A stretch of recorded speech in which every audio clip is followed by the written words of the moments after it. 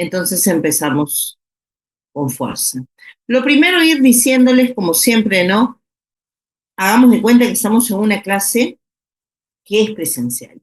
¿Y qué sucede en una clase presencial? Que puede haber interrogantes, que pueden haber dudas, comentarios en torno al tema que se va exponiendo.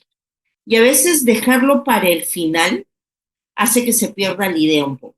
Así que yo los invito a que si en el transcurso de la clase ustedes tienen alguna duda, comentario, pregunta, la puedan dejar en la cajita de comentarios y viendo la pertinencia la vamos a ir respondiendo. Eso es lo primero. Lo segundo es que igual al final de la clase va a haber una estación en la cual se va a poder hacer el uso de la palabra y vamos a poder conversar. Así que por ahí también con tranquilidad, porque muchas veces decimos, ¿y cómo preguntábamos? No, tranquilos que eso va a pasar, va a haber una estación de preguntas. Y tercero, espero que sea una clase útil para todos ustedes, el tema que me ha tocado disertar el día de hoy. ¿Cuál es el tema? La búsqueda de pruebas y restricción de derechos. Antes de eso, antes de hablar del tema de fondo, es necesario que nosotros nos situemos de manera concreta, de manera práctica, en lo que viene a ser el proceso penal común y sus subetapas. ¿Por qué?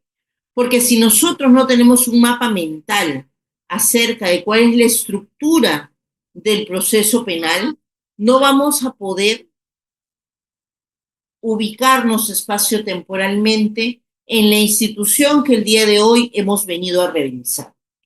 ¿Y cómo es así? ¿Cómo es así? Porque nosotros vamos a poder verificar en torno a lo que viene a ser el proceso común, que tiene tres etapas claramente diferenciadas. La primera etapa, y es la que más nos va a llamar la atención el día de hoy, para poder comprender, para poder entender lo que viene a ser la búsqueda de pruebas y restricción de derechos, es la etapa de investigación preparatoria dentro del proceso penal.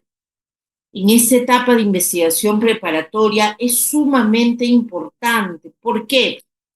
Porque ahí es donde se van a recabar los actos de investigación de cargo y de descargo, con la mira de preparar y tomar la decisión concreta de si se continúa en el proceso penal. Recordemos que el proceso penal es como una estructura de embudo. ¿Y por qué de embudo? Porque es necesario que nosotros podamos verificar que no todo caso debe llegar a juzgamiento. En el embudo nosotros vemos una boca ancha y que se va volviendo más angosta conforme avanza. Esa es la idea del proceso penal, que desde el comienzo de la investigación se puede ir depurando. Y es importante que nosotros sepamos que estos actos que se van llevando a cabo durante la investigación tienen que tomarse en cuenta. Y la labor de la defensa es muy importante, porque si nosotros simplemente tenemos un fiscal que investiga, que sí, ok, tiene el deber de objetividad de su lado, pero seamos pues realistas, ¿no? Realmente un fiscal hace actos de descargos difícilmente, ¿no? Salvo que la defensa lo solicite, lo ofrezca, e incluso habiéndolo hecho, muchas veces llega el caso para la fase intermedia que viene a ser decidir si acusa o no, y hay actos de descargo que se han llevado a cabo y el fiscal ni siquiera los toma en cuenta. Entonces, por ejemplo, acá Jonathan nos dice, ¿no? ¿Qué hacer si el fiscal no se pronuncia de las pruebas de descargo? Y hay que poder diferenciar terminología, qué es un acto de investigación y qué es un acto de prueba. Y eso lo vamos a ver un poquito más adelante. Un poquito de paciencia, Jonathan, vamos a llegar a ese punto.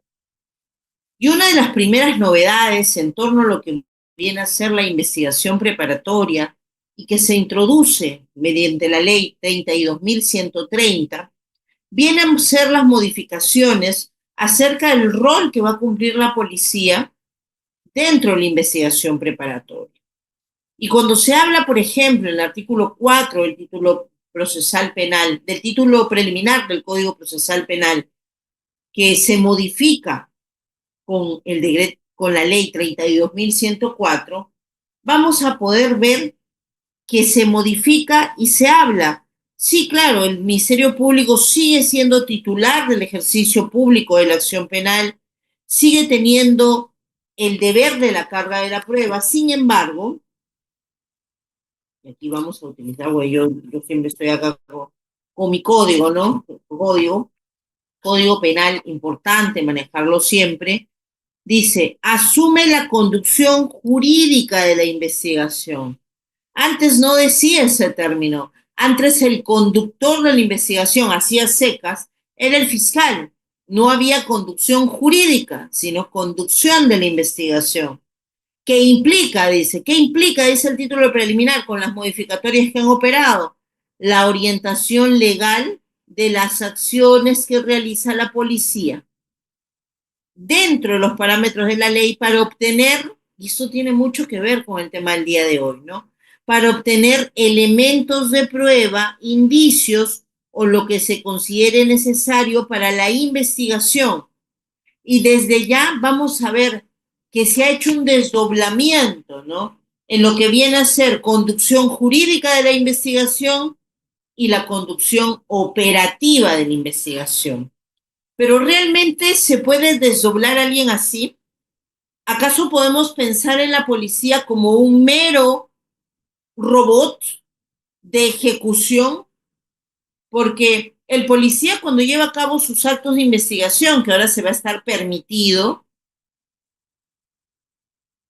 ¿será que para hacer alguna actuación, cada paso que dé tendrá que decir, oriénteme, señor fiscal, cómo voy a actuar? ¿O se habla ya de una autonomía en el ejercicio de la policía? Entonces, vamos a ver aquí que este título preliminar se modifica, ¿no? Para darle mayor poder a la policía, para, por ejemplo, en el numeral 2 dice, el Ministerio Público está obligado a actuar con objetividad, indagando por intermedio de la policía, porque acá vamos a ver un tema de que la investigación preparatoria se va a dividir en dos subetapas. Antes, la investigación preparatoria estaba netamente encargada a la Fiscalía. Quien era el director de la investigación era el fiscal. Ahora con la modificatoria operada, ese director de investigación se convierte en un DT, una especie de DT, ¿no? Pensemos en un partido de fútbol. El director técnico, el fiscal, va a venir a ser pues lo que era el director técnico de la selección, por ejemplo, ¿no? ¿Cómo se llamaba nuestro último director técnico? Que ahora está con Chile, no me acuerdo el nombre, se me va. Entonces, pero el fiscal es ese, ¿no? El fiscal es ese. ¿Y quiénes son los que van a llevar el partido adelante? Van a ser los futbolistas. Y si nosotros hacemos el símil, el director técnico y los participantes, los jugadores, ustedes, si bien el director técnico dirige a la selección, cada jugador de fútbol, antes de patear la pelota, no le pregunta, la pateo así, de costadito, ¿no? Chalaquita, una guachita, no, actúa. Y eso es lo que va a pasar en la realidad, ¿no? No vamos a ver un desdoblamiento tal, ¿no? En el cual diga, sí, yo lo voy a orientar todo jurídicamente. ¿Qué significa orientar jurídicamente? Y eso nos va a llevar a la modificación que ha habido en torno a la investigación preparatoria. El capítulo referido a investigación preparatoria dentro del Código Procesal Penal, vamos a revisar el 321. ¿Qué nos dice? ¿Qué sirve? ¿Para qué nos sirve la investigación preparatoria? Para reunir elementos de convicción, de cargo y de descargo que permitan al fiscal decidir si formula o no acusación. Eso es, si pasa o no de esta etapa que estamos viendo, de la etapa 1 a la etapa 2, que es la etapa intermedia. Porque en la etapa intermedia el fiscal tiene que decidir si es que acuso sobre C. Va a tener esas dos opciones.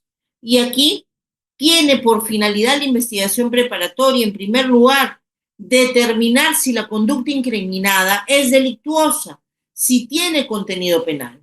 Segundo, las circunstancias o móviles de su perpetración. Tercero, la identidad del autor y, si es posible, de la víctima. Pero el autor o partícipe tiene que estar claramente diferenciado. ¿Y qué modificación nos trae? segundo párrafo del artículo 321, numeral 1, Código Procesal Penal. La investigación preparatoria se divide en dos subetapas. ¿Saben? Antes siempre se habló de estas dos subetapas. Yo recuerdo mucho que hace un par de años, cuando recién empecé a dictar clases con Jurispe, grabamos un curso sobre diligencias preliminares y allí una de las cápsulas, porque ellos trabajan mucho el tema de cápsulas Jurispe, en el cual significa que en pocos minutos puedes tener extractos de información. En una de esas cápsulas, la pregunta era, ¿no? ¿La investigación preparatoria tiene subetapas? No me olvido. Y sí, claro, sí las tenía. Era claramente diferenciable, no solamente en el tema del plazo de la investigación, no solamente en el tema de la finalidad de cada una de las subetapas, que existía una investigación preliminar y que existía una investigación preparatoria formalizada. Algunos autores, algunos ponentes incluso hablaban de la investigación preparatoria propiamente dicha, decían. Me parecía una redundancia. Realmente lo que nosotros tenemos cuando se lleva a cabo y se verifica la formalización es una investigación preparatoria formalizada. No tenemos más. Eso es lo que nosotros tenemos. Entonces, lo que hizo en buena cuenta la ley 32.130 fue legalizar lo que ya teníamos a nivel doctrinario, lo que a nivel operativo ya nosotros manejábamos. Y nos habla de estas dos subetapas y una de ellas, que va a ser la investigación preliminar, va a ser realizada y dirigida por la Policía Nacional del Perú. Policía Nacional del Perú con la conducción jurídica del Ministerio Público. Entonces, otra vez, ¿no? El tema de conducción jurídica, el tema de orientación del fiscal hacia el policía. Miren, esa ley es del año pasado. Perdón, esa ley es de octubre de este año, pero ya tiene más o menos 2 meses por ahí en vigencia. Y yo tengo casos que han sido desde antes de la ley, ahora litigo de manera independiente, y tengo casos que han sido después de la ley. Realmente no he visto cambios. Les soy sincera. Esta modificación que vemos aquí, en la práctica, y yo me voy haciendo mi encuesta con los policías. Policía que me toca en diligencia, he tenido diligencia, por ejemplo, en Aramburú, la policía de apoyo, la fiscalía, y le digo, a ver, explíqueme, dígame, ¿qué significa eso? Le digo, ¿no? ¿Qué significa esta ley para ustedes? ¿Ha habido algún cambio? Realmente no. Realmente, operativamente, esta ley que nos trae tantas modificaciones y que vamos a ver algunas operadas en lo que tiene que ver el tema que nos ocupa hoy, no trae tantos cambios como uno creyera en la práctica, o por lo menos no se han efectivizado todavía. No las veo efectivizadas en algún caso concreto. Ahora, les decía, ¿no? La investigación preparatoria y la finalidad cambia. ¿Qué habla también el artículo 322? Vamos a encontrar la dirección de la investigación. En la dirección de la investigación vamos a poder percatarnos que lo que tiene que ver, y decía, el fiscal conduce jurídicamente la investigación preparatoria. Esto de acá, la primera etapa. Conducción jurídica de la investigación preparatoria. Sin embargo, ¿qué significa otra vez, no? Conducir jurídicamente la investigación preparatoria. ¿Qué implica en torno a lo que viene a ser las necesidades para aplicación? Sin embargo, lo que nos dice nuevamente y nos corrobora el artículo 322 es que la Policía Nacional del Perú, en cumplimiento de su finalidad constitucional, porque acá lo que se quiere y se busca evitar es la acción de inconstitucionalidad, practica la investigación material del delito en la etapa preliminar, por propia iniciativa o a solicitud de parte. ¿Qué significa entonces? Que la policía va a poder investigar y llevar a cabo actos de investigación sin necesidad del fiscal? Hoy nos vamos a dar cuenta que no. Porque para investigar delitos comunes y sencillos, ¿qué se hace? Se toma declaraciones, se piden por ahí algunas pericias, se lleva a cabo algunas diligencias, pero realmente cuando se trata de un caso más complejo, y ya pasamos de investigación de un delito simple a un caso complejo, o más todavía, pasamos a un tema de criminalidad organizada, vamos a poder verificar que no basta una estrategia investigativa mínima, no basta solamente llamar a la parte agraviada y que me cuente qué pasó, llamar al imputado y que me cuente qué pasó, hacer una pericia psicológica, no basta. Se requiere realizar actos especiales de investigación. Y muchos de estos actos especiales de investigación van a implicar la restricción de derechos fundamentales. Por ejemplo, existe el derecho a la inviolabilidad del domicilio. Bueno, si yo quiero entrar a tu casa sin pedirte permiso y sin que exista flagrancia, necesito una orden judicial. Y esta orden judicial se materializa en un allanamiento. Y para hacer un allanamiento, eso constituye un acto especial de búsqueda de pruebas y restricción de derechos. Entonces, investigar esta iniciativa investigativa que tiene la policía no es tan acabada, porque vamos a ver que la búsqueda de pruebas y restricción de derechos tiene requisitos, que tiene un principio que es la jurisdiccionalidad. Y para que se hable de jurisdiccionalidad, debemos hablar del principio rogatorio primero. ¿Qué significa? Que para que un juez conceda algo, alguien se lo tiene que pedir. Y la ley en ningún momento está estableciendo que la policía de manera directa solicite al juez algo. Quien va a solicitar siempre hasta ahora, aún con todas las modificaciones del 32.130, es la fiscalía. Y la fiscalía es la que va a tener que utilizar sí a la policía para ejecutar las medidas, pero no para pedirlas ni para sustentarlas. Entonces, no es tan cierto que la policía, a iniciativa propia, puede realizar actos de investigación tan conclusivos. Habrán delitos en los cuales sí podrán hacerlo, pero en los delitos complejos, delitos de crimen organizado, va a ser difícil.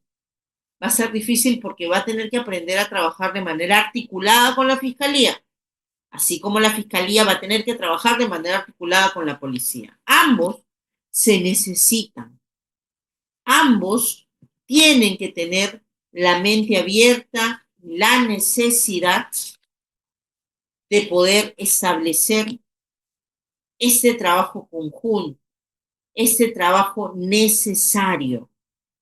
Entonces, así vamos a establecer las cosas. Primer mapa mental, investigación preparatoria. Y es aquí en esta etapa en la cual se tiene que llevar a cabo esta búsqueda de pruebas. No podemos hablar de búsqueda de pruebas y restricción de derechos, salvo una excepción, que es la prueba anticipada, que es la excepción de todo, lo vamos a ver aquí. Pero salvo eso, la búsqueda de pruebas y restricción de derechos son actos que se llevan necesariamente en investigación preparatoria, ya sea en diligencias preliminares o ya sea en lo que viene a ser la investigación preparatoria formalizada. Entonces, vamos a verificar nosotros que efectivamente lo que viene a ser la restricción de pruebas y derechos, tenemos que tener claro que se lleva a cabo en esta etapa. Pero aquí en este punto es necesario hacer la distinción acerca de lo que viene a ser actos de investigación y actos de prueba. Cuando hemos empezado la clase hemos hablado acerca de lo que viene a ser la búsqueda de pruebas y restricción de derechos. Sin embargo, la terminología prueba no es identificable a acto de investigación. Un acto de investigación es distinto a un acto de prueba. Y eso lo vamos a ver. Entonces, lo primero qué significa en torno a un acto de investigación. ¿Qué es? ¿Qué permite hacer? Permite descubrir o tomar conocimiento de los hechos que se afirman delictivos. Cuando yo llevo a cabo, por ejemplo, una declaración a nivel de fiscalía o a nivel de la policía, esta declaración me va a permitir tomar conocimiento de los hechos. Sin embargo, esta declaración no es suficiente. Me permite iniciar la investigación. En cambio, si se tratase de un acto de prueba, si esa misma declaración la pasamos a otra sede, a otra etapa y con otras características, me va a permitir constatar o evidenciar la existencia o veracidad de los actos de investigación, si son ciertos o no. Y eso lo hace que se convierta en un acto de prueba. Segundo, va a permitir la obtención de elementos o fuentes de prueba que van a servir de base para sustentar la imputación, para adoptar decisiones acerca del avance del proceso o su finalización. Me va a poder permitir tomar decisiones tempranas para ese embudo que les hablaba, ¿no? De ver si avanzo o no avanzo o me quedo ahí al comienzo. En cambio, si es un acto de prueba, su finalidad va a ser lograr la convicción del juzgador para que pueda fundamentar ya no medidas coercitivas, ya no acusaciones, sino para que puedan sustentar o una absolución o una condena. Entonces ahí vamos distinguiendo los actos, ¿no? ¿Cómo es que los vamos a llevar a cabo? Luego, ¿en qué sede se realizan estos actos? Cuando se habla de un acto de investigación, vamos a verificar que tiene lugar durante la investigación y su práctica le va a corresponder al fiscal o la policía. Entonces, un acto de investigación, para que tenga esa característica, porque no es prueba, pues, no puede sustentar, por eso es que un acto de investigación no puede sustentar una sentencia. En cambio, si hablamos de acto de prueba, se tiene que practicar en el juicio oral, se tiene que practicar ante el juez del juzgamiento. Entonces, ahí vamos a poder ver nosotros que efectivamente hay una distinción. Y finalmente, ¿en dónde se actúa? Un acto de investigación se lleva a cabo a instancia de parte acusadora. El imputado también puede requerirlas y si es que no se las conceden, hay un mecanismo que no es la tutela. Hay un mecanismo que permite que este acto de investigación se pueda llevar a cabo aún sin lo que viene a ser la autorización directa del fiscal, porque el fiscal es el director de la investigación, pero siendo el director no tiene la posibilidad de negar arbitrariamente actos de investigación. No tiene esa posibilidad. Lo que tiene la posibilidad es realmente de que tiene que hacer que la investigación preparatoria fluya, de que se recaben actos de cargo y descargo. Y para eso tenemos un juez de investigación preparatoria, que es un juez de garantías. Es un juez que va a permitir que se pueda verificar que estos actos de investigación negados arbitrariamente por el fiscal se puedan establecer, se puedan determinar que se lleven a cabo. Entonces, lo que nosotros vamos a verificar en acto de investigación, a diferencia del acto de prueba, es que para hacer un acto de prueba va a ser en la fase de juzgamiento y previo requisito de admisibilidad formal. Y este requisito de admisibilidad formal ya no va a estar a cargo del fiscal en primer término, sino va a estar a cargo del juez. En un primer momento, al juez de investigación preparatoria, eso es un primer momento, en la etapa intermedia, y en un segundo momento nosotros vamos a verificar que se puede incluso insistir en lo que viene a ser el inicio del juicio oral. para un tema de actuación probatoria. Entonces, un acto de investigación y un acto de prueba tienen distintos sentidos. Siguiendo esta lógica, ¿qué vamos a encontrar entonces? El Código Procesal Penal estará utilizando la terminología correcta, porque el Código Procesal Penal, cuando nos habla de este título, nos dice, es la búsqueda de pruebas. Estaremos, mediante estos actos de investigación de restricción de derechos, buscando prueba, o lo que estaremos haciendo realmente es búsqueda de actos de investigación. Como les digo, con la excepción, ¿no? Con la excepción de la prueba anticipada, que sí es propiamente una excepción a que se actúe, se lleven a cabo actos de prueba en sede de investigación preparatoria o incluso en la etapa intermedia. Sin embargo, esta restricción de derechos no tiene como finalidad buscar prueba. La prueba es la que se forma en fase de juicio. La prueba se va a recién generar luego de un debate contradictorio en juzgamiento. Las únicas excepciones a esa regla son la prueba anticipada y la prueba preconstituida. Pero para la prueba preconstituida no necesitamos restricción de derechos. Para la prueba anticipada sí, el Código Procesal Penal lo ha regulado como una búsqueda de pruebas y restricción de derechos. Entonces, vamos a ver nosotros que efectivamente así se desarrolla. Y la terminología que el código utiliza no es la más correcta, pero por un tema práctico me imagino, porque para no estar haciendo la disquisición entre prueba y acto de investigación, pero es importante que nosotros sí lo manejemos. Ahora, vamos a ver cuándo se lleva a cabo un acto de búsqueda de pruebas con la terminología del código. Y es cuando resulte indispensable. ¿Y cuándo se va a resultar indispensable? Vamos a ver que esto guarda relación. Vamos a terminar esta lámina antes de ver la pregunta. He visto que han dejado por ahí una preguntita, no se preocupen. Cuando resulte indispensable para restringir un derecho fundamental.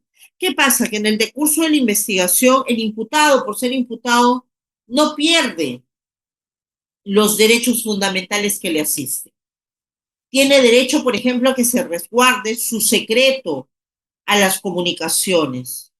Tiene derecho a la inviolabilidad de su domicilio.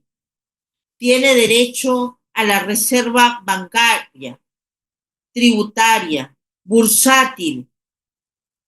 Tiene derecho en muchos aspectos. Sin embargo, para investigar a veces se tiene que introducir, no vulnerar, ojo, sino restringir ciertos derechos.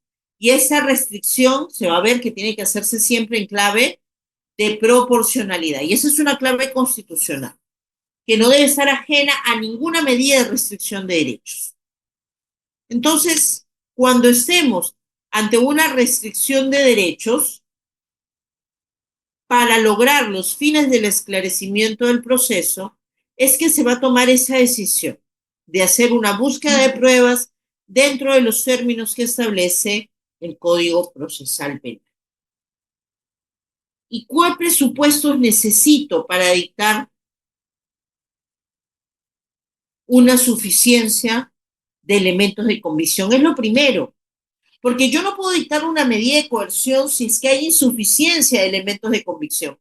Pero acá es importante resaltar, y ustedes dirán, ¿cuál es el grado de conocimiento necesario para poder restringir estos derechos? Y aquí no podemos hablar del mismo grado de conocimiento del cual se habla cuando nos encontramos ante una prisión preventiva, por ejemplo. Ustedes recordarán que en lo que vienen a ser los niveles de conocimiento tenemos la sentencia plenaria 1/2017, la tristemente célebre sentencia plenaria 1/2017, donde el juez ponente fue el doctor Inostroza Pariachi. Pero ahí se habló de los grados de conocimiento en el proceso penal. y se habla de que cuando uno inicia una investigación que requiere sospecha inicial simple, vamos avanzando a la investigación preparatoria formalizada, sospecha reveladora.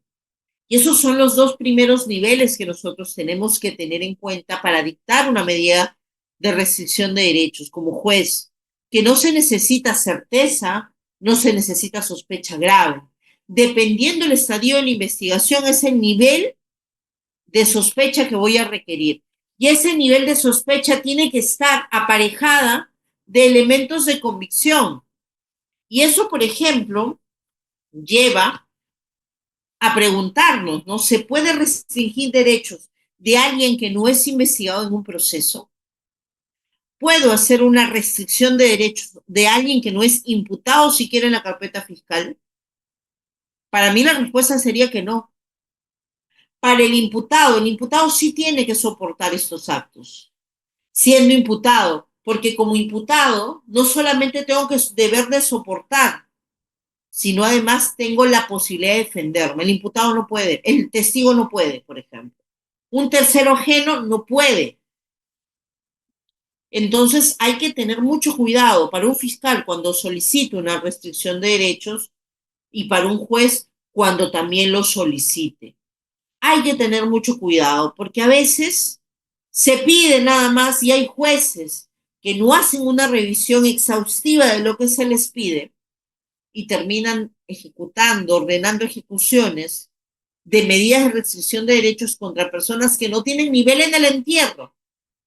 Entonces, eso es importante que nosotros también manejemos.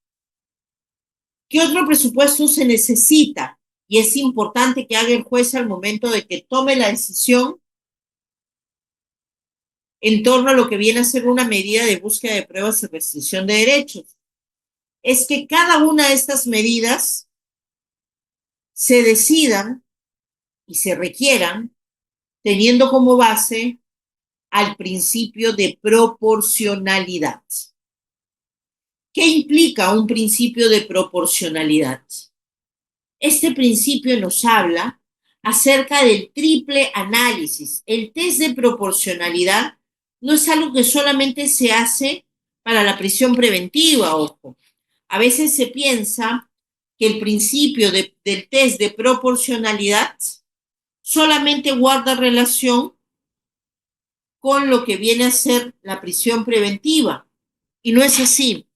Cada vez que existe en el proceso penal un test de proporcionalidad, se tiene que hacer el análisis a nivel de idoneidad, de necesidad y de ponderación o proporcionalidad en sentido estricto. ¿Por qué? Porque lo primero que se tiene que hacer cuando existe una decisión que afecta a un derecho fundamental, en primer término, hacer un juicio de idoneidad o de adecuación. Eso es, si la restricción que se va a dar en el derecho resulta pertinente o adecuada para la finalidad que se busca tutelar. Ese es el juicio de idoneidad. Segundo, superado este primer análisis, se tiene que dar el siguiente paso, que consiste en analizar la medida restrictiva a partir o desde la perspectiva de la necesidad. Esto supone verificar si existen medios alternativos al adoptado por el juez. Esto es hacer un análisis de relación medio-medio, una comparación entre medios. Y el medio elegido por quien está interviniendo en la esfera de un derecho fundamental o los hipotéticos otros medios que existen para alcanzar el mismo fin. Y dentro de estas multiplicidad de medios, escoger el menos gravoso, escoger el que menos lesiones restringe un derecho fundamental. Si, por ejemplo, yo necesito hacer un test de alcoholemia, no tengo que extraer o mandar quizás, bastará para hacer un test, me dirá, ¿no? Y en el caso concreto me dirá, necesito un análisis de sangre mínimo, un dedito. No tengo que sacarle medio litro de sangre pues, para hacer la prueba. Entonces tengo que hacer un test de necesidad. Y finalmente, en un tercer momento, y siempre en la medida que se hayan superado con éxito los test o pasos previos, se debe proseguir con el análisis de la ponderación entre principios constitucionales en conflicto. Aquí va a regir la ley de la ponderación, según la cual, cuando mayor es el grado de la no satisfacción o de la afectación de un principio, tanto mayor tiene que ser la importancia o satisfacción del otro. Entonces, cada vez que el juez tome una decisión, tiene que hacer un análisis de proporcionalidad también. ¿Y cómo es que se va a verificar que se cumpla esto, la suficiencia de elementos de convicción y el principio de proporcionalidad con el mandato de motivación de requerimientos fiscales y el mandato constitucional de motivación de resoluciones judiciales? Y dentro de lo que hay resoluciones judiciales, bueno, nos pasaríamos una hora entera hablando acerca del contenido constitucionalmente protegido, del derecho a la motivación de las resoluciones judiciales. Sin embargo, basta señalar en este punto que una resolución judicial, para ser tal, tiene que cumplir con explicar mínimamente los contenidos y alcances de lo que es sujeto de tutela, de lo que es necesario para analizar. Entonces, nosotros vamos a ver, por ejemplo, que se tiene que tomar en cuenta en torno a lo que viene a ser una motivación de resolución judicial, que éste no incurra en vicios, ¿no? Que no ocurra en vicios necesarios acerca de lo que viene a ser una motivación defectuosa. Muchas veces se habla de la debida motivación de resoluciones judiciales, si no es que haya debidas o indebidas. O motivas o no motivas. O motivas bien o motivas de manera defectuosa. Y cuando hay motivación defectuosa, vamos a tener diversos términos de motivación defectuosa. Hay diversas formas de afectación en torno a lo que es ello. Y se habla de motivación o ausencia de esta, porque, por ejemplo, puede haber una motivación inexistente, omisiva, es la más grotesca, ¿no? La más patente, de casi imposible presencia, porque eso supondría, en este caso, un auto que omite incorporar el examen de fundamentos de hecho y de derecho. Y normalmente eso sí pasa, sí hay una fundamentación, pero no basta que exista, sino que tiene que ser completa. Si la motivación no es completa, se torna en una motivación insuficiente. Y aquí, por ejemplo, ¿qué pasa cuando hay una motivación insuficiente? Que se omite incorporar un razonamiento específico acerca de un aspecto esencial. Si una resolución no habla, por ejemplo, del análisis de proporcionalidad de la medida, estamos hablando de una motivación incompleta. Tercero, la motivación hipotética. Ese es otro defecto.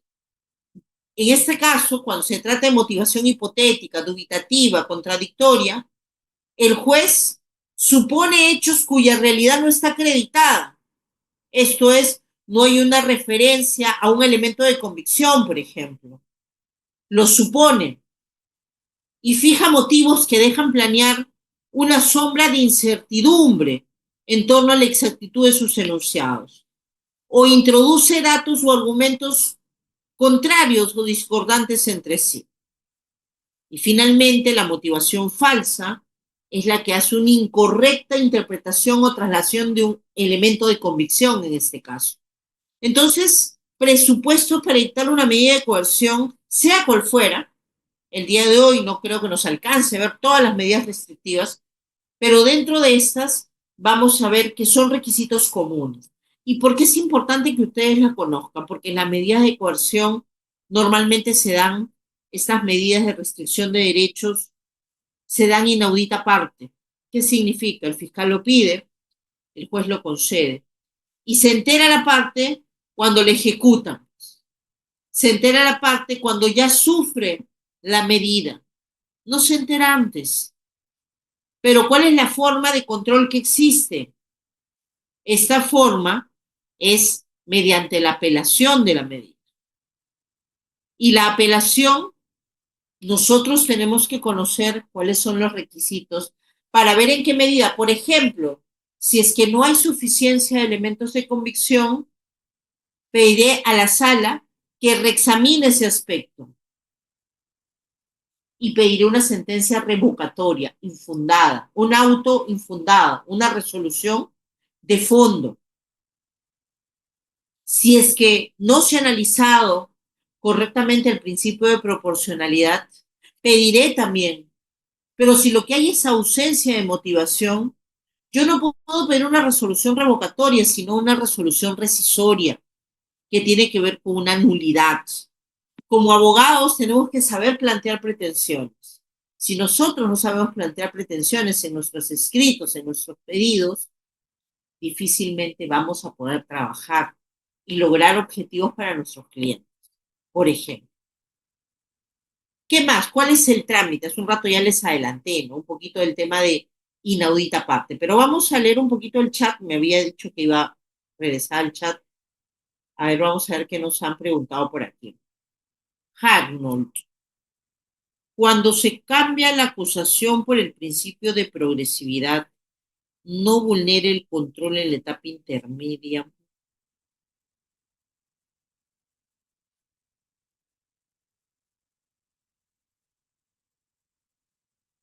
Lo que pasa es que el principio de progresividad, ¿qué implica? Se ha malentendido el principio de progresividad.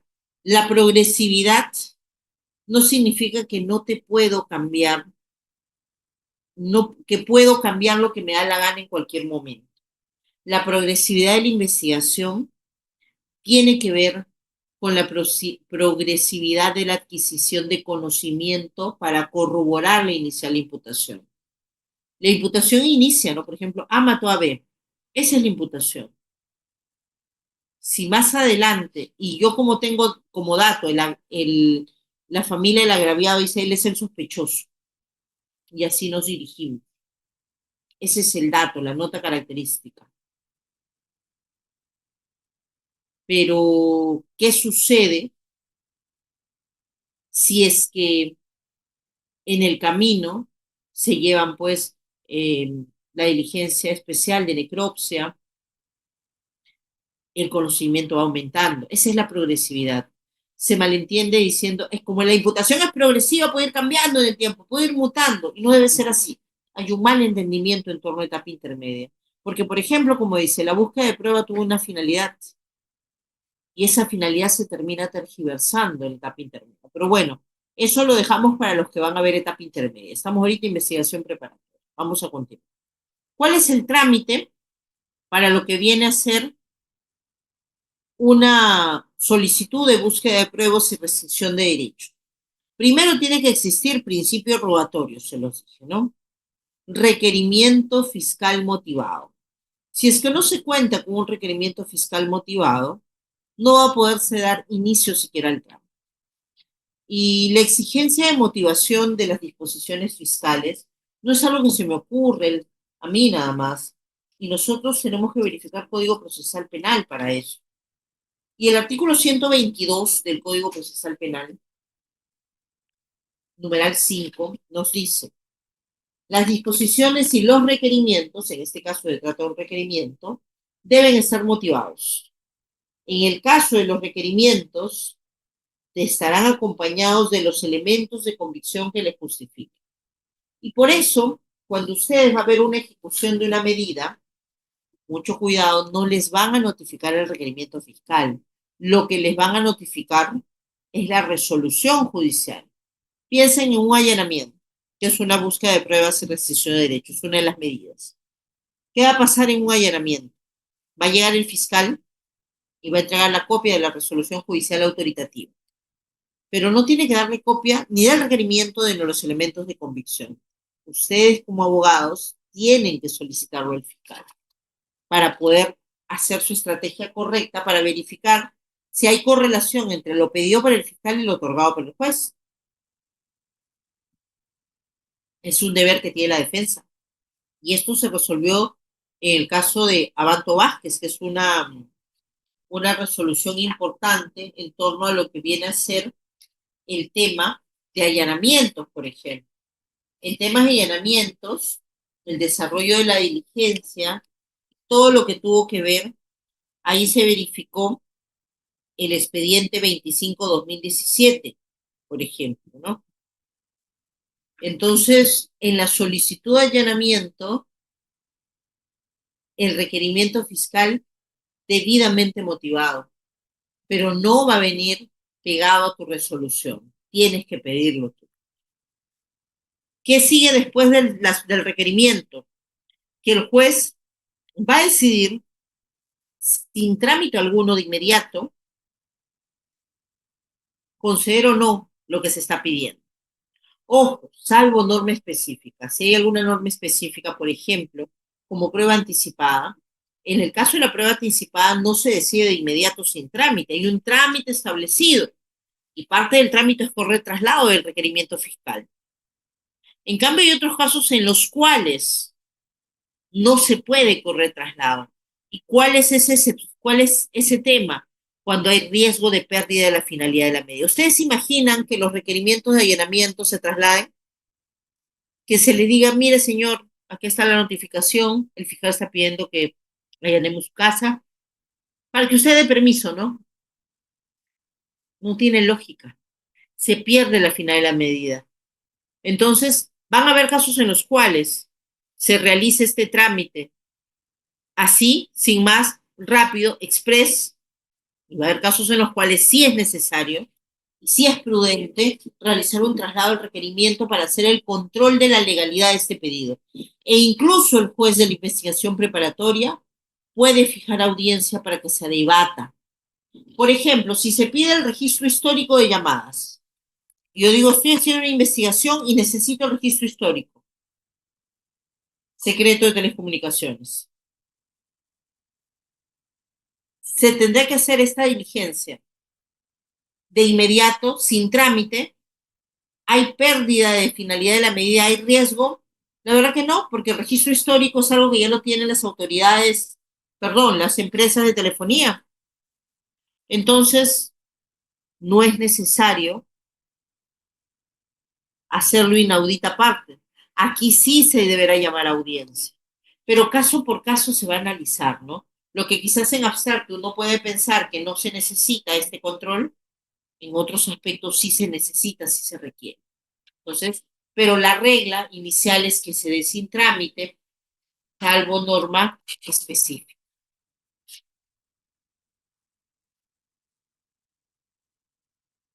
Puede ejecutarse esa medida sin autorización judicial, porque les estaba hablando, ¿no? Que el trámite es primero requiere el fiscal y el juez decide. Principio rogatorio más principio de jurisdiccionalidad. Pide el fiscal y decide el juez. Pero ¿se podrá hacer sin autorización judicial? Sí, nos dice. Van a haber casos en los cuales que sí se permite la restricción de derechos ante supuestos de urgencia o peligro en la demora. Ojo, esto es independiente del tema de flagrancia, porque la flagrancia de por sí ya requiere. Y la flagrancia es el ejemplo más claro de pérdida de peligro en la demora. Si se está cometiendo el delito, yo no voy a decir dame orden de allanamiento, dame orden de incautación. Puedo incautar, pero ¿cuál es la regla cuando se hace algo sin orden judicial? Es que se tiene que pedir una confirmatoria judicial de la medida. La confirmatoria judicial implica que lo más próximo posible, lo más rápido posible, después de haber ejecutado la medida, voy a hacer, voy a decirle al juez, señor juez, por favor confírmame si es que lo que hice estuvo bien. Y el juez de la investigación preparatoria, sin trámite alguno, va a decidir. A ver, vamos a ver qué hay por acá.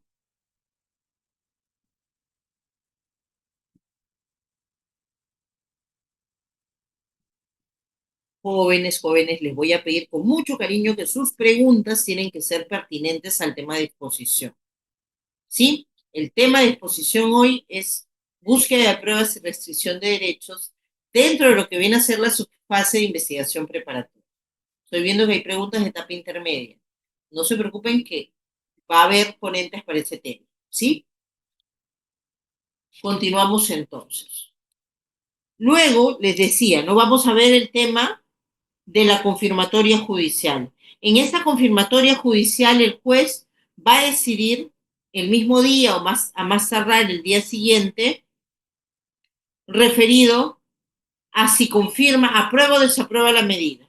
Si la desaprueba, se queda todo sin efecto, ojo. Y si la aprueba, es posible apelar esta decisión. Es posible. Es posible también que para hacer la confirmatoria, el juez señale audiencia, pero esta es su decisión. Y eso es lo que vamos a ver, ¿no? ¿Qué hace el juez en una confirmatoria judicial? Dos formas de resolver. O aprueba o desaprueba la confirmatoria. No hay más, no hay tercera opción. Y salvo que resulte indispensable, va a correr traslado a los sujetos procesales e incluso va a ser audiencia para poder resolver, para poder decidir si es que esta forma de intervención sin autorización judicial, porque la regla es la autorización judicial, merece ser confirmada. Así que ahí nosotros tenemos que verificar y tenemos que ver eso. Las decisiones en torno a confirmatorias, las decisiones en torno a búsqueda de pruebas y restricciones de derechos pueden ser materia de impugnación, claro que sí. Y de manera concreta tienen regulación especial, artículo 204 del Código Procesal Penal. ¿Quién puede apelar? Tanto el fiscal como el afectado por la medida. Aquel el que se afectó, aquel el que le dañaron, aquel el que le fueron a abrir la puerta de su casa, a romperle la puerta de su casa. Segundo, ¿qué plazo tengo para interponer recurso de apelación? 3 días. Tercero, ¿quién resuelve la apelación? La Sala Penal de Apelaciones previa audiencia. Y esa audiencia tiene que hacerse bajo los términos de lo que viene a ser la apelación de auto. Porque la apelación, esto se trata de un auto. Y una apelación de autos implica que se eleva y luego se corre traslado por 5 días. Y luego estos 5 días que se corre traslado se señala fecha para la audiencia de apelación. Eso es lo que sucede. Esas dos cosas importantes. ¿Y cuáles son estos búsqueda de pruebas y restricción de derechos? Vamos a ver ahora que es un listado bastante grande. Tenemos, por ejemplo, el control de identidad, tenemos la videovigilancia, las pesquisas, las intervenciones corporales, el allanamiento, la exhibición e incautación de bienes, la exhibición e incautación de actuaciones y documentos no privados,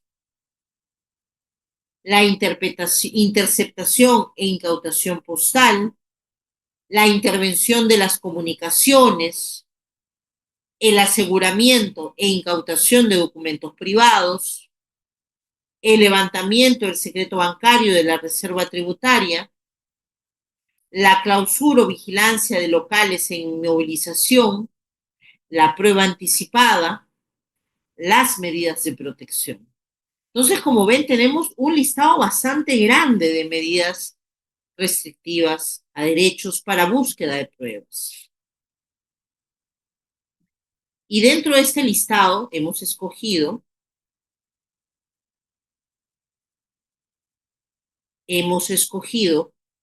algunos. Y vamos a llegar a tu pregunta, mi estimado, cuando veamos allanamiento.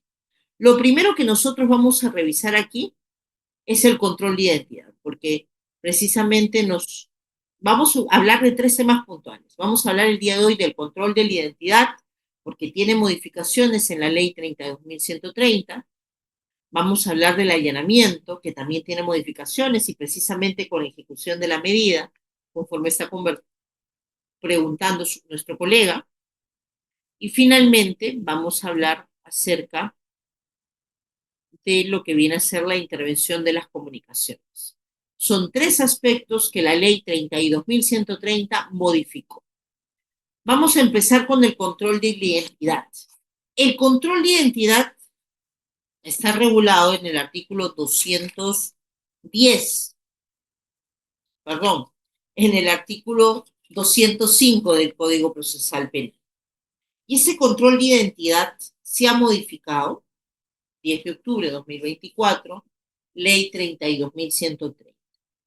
Pero antes de pasar a sus modificaciones, vamos a hablar de qué tiene que contener un control de identidad para que se pueda verificar que este es válido, es constitucional.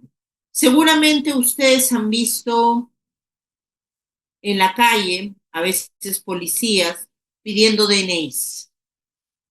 Han visto en la calle policías que están, pues, requiriendo, dice, te pedimos DNI por control de identidad. Y yo les quiero contar el caso de un colega mío, un colega que es un abogado conocido y reconocido, académico.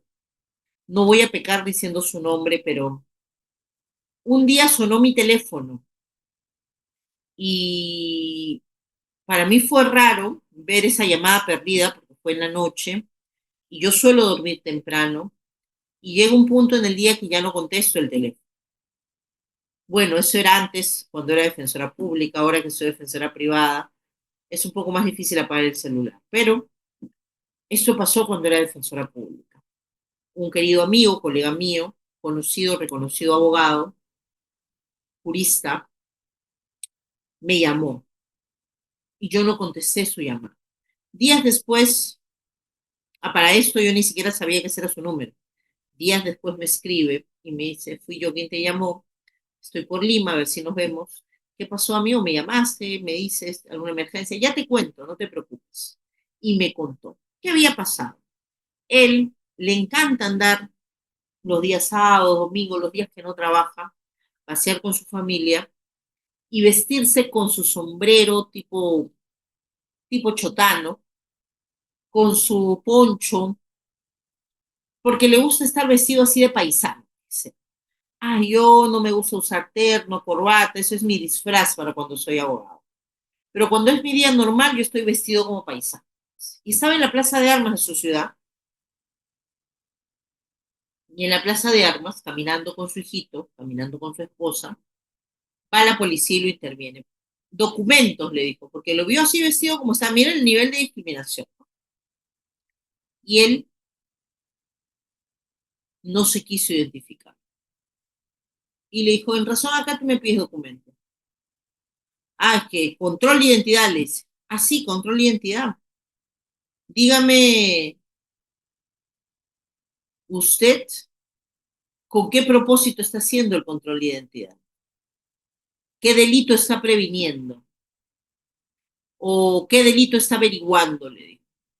Porque el control de identidad policial tiene una finalidad. ¿Y saben? El policía no supo qué responderle. Simplemente le estaba pidiendo su DNI porque lo vio mal, ¿saben? Porque a decir de él no estaba vestido pues como ciudadano y lo terminó llevando a la comisaría. Pero en la comisaría, mi amigo me llamó porque quería que le ponga un habeas corpus. Él quería ser tipo, así como Alcides Carrión que se inoculó la verruga, él quería inocularse y sacar su sentencia del TC, ¿no? Pero finalmente, esto que parece anecdótico, porque él sí logró la libertad, finalmente cuando se llegó su familia y le dijo, ya, no seas terco, vamos a identificarte. Pero no hay razón para que me identifique, si eso fue el extremo. Pero al Tribunal Constitucional llegó un caso, ¿saben? Un caso que originó que en septiembre del 2023 se emitiera la sentencia 441-2023 en el expediente 413-2022. En este expediente de la sala primera del Tribunal Constitucional, no sala plena, sala primera, en el cual habían dos magistrados que votaron uno de una forma, otro de otra, y llamaron para dirimir discordia, porque había voto singular de una magistrada, llamaron a otros ponentes. ¿Y qué había pasado en este caso ante el Tribunal Constitucional? Y es importante para nosotros conocer los términos de lo que es el control de identidad.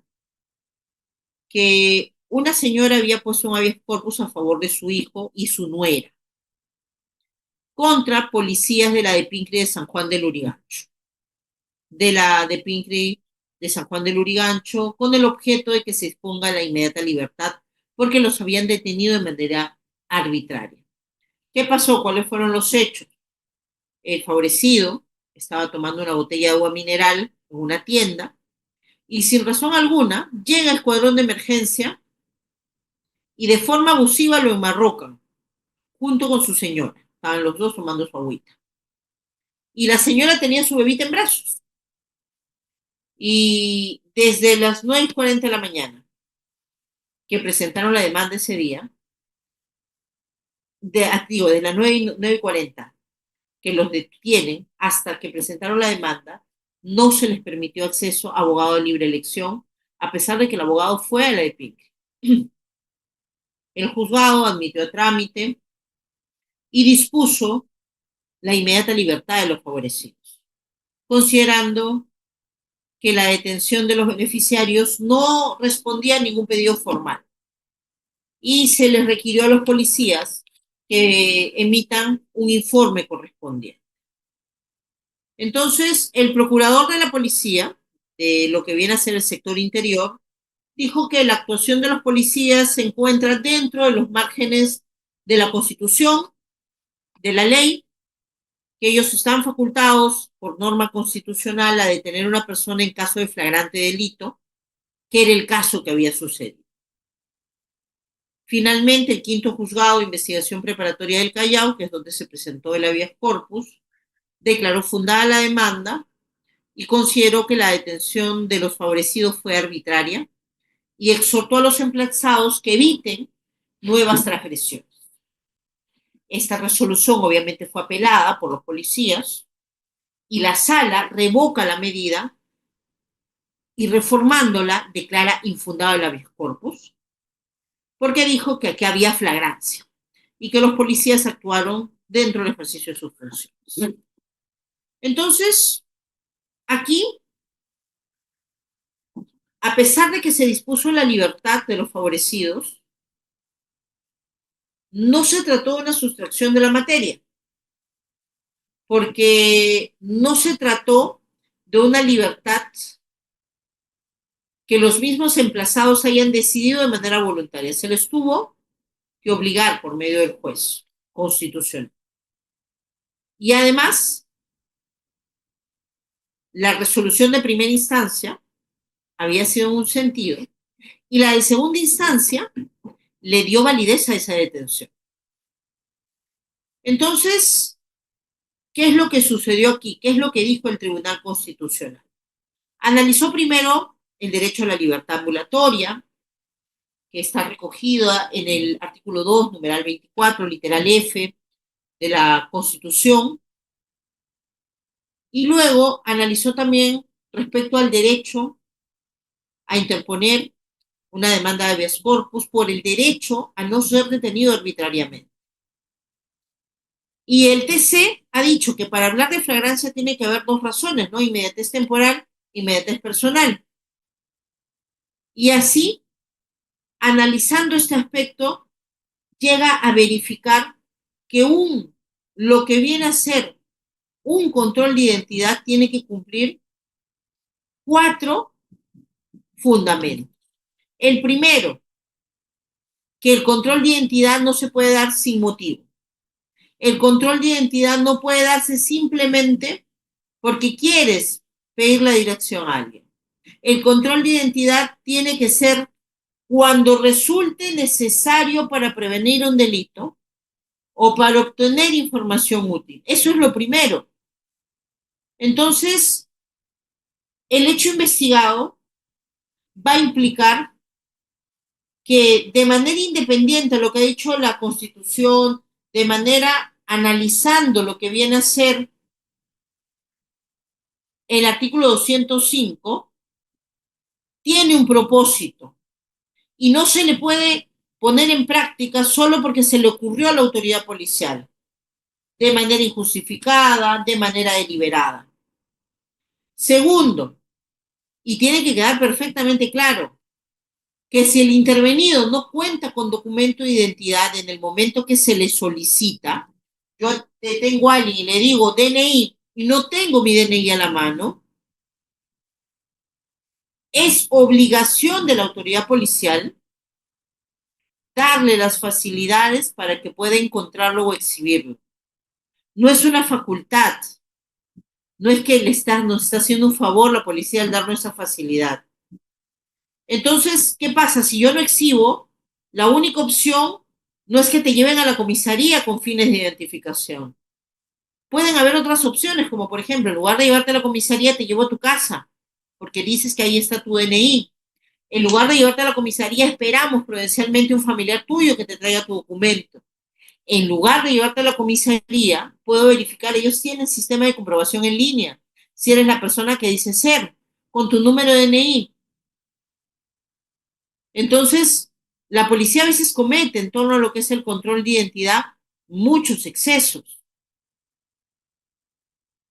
Identificar con otro documento, por ejemplo, si estás con el pasaporte, si estás con el brevete, estás con el carnet de estudiante, son sucedáneos y además tienen ellos sistema, ¿no? Tienen el sistema SIDPOR y lo tienen en el celular.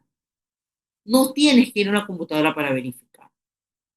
Entonces, yo creo que sí, sí podría tendría que haber esa posibilidad. La única opción no es que DNI, no hay DNI a la comisaría. Eso es lo que nos dice el Tribunal Constitucional. Tercer aspecto a resaltar, que si bien puede darse el caso de que hayan gravedad de hechos investigados o el escenario en el cual se practica la intervención hace que se tenga que conducir al intervenido a la policía, ese, esa conducción tiene que justificarse en razones objetivas, no porque nuevamente le dé la gana al policía. Y el cuarto aspecto que se debe tomar en cuenta es que la retención es el tiempo de prolongación de la medida. La norma es taxativa. El artículo 205 nos dice taxativa y determinante. Como tope máximo de permanencia en el local policial son 4 horas, contabilizados desde el momento de la intervención, salvo que se evidencie existencia de una requisitoria, un mandato judicial en contra del detenido, o sea, del intervenido. Ahí pues va a permanecer, ¿no? Pero no es por el control de identidad.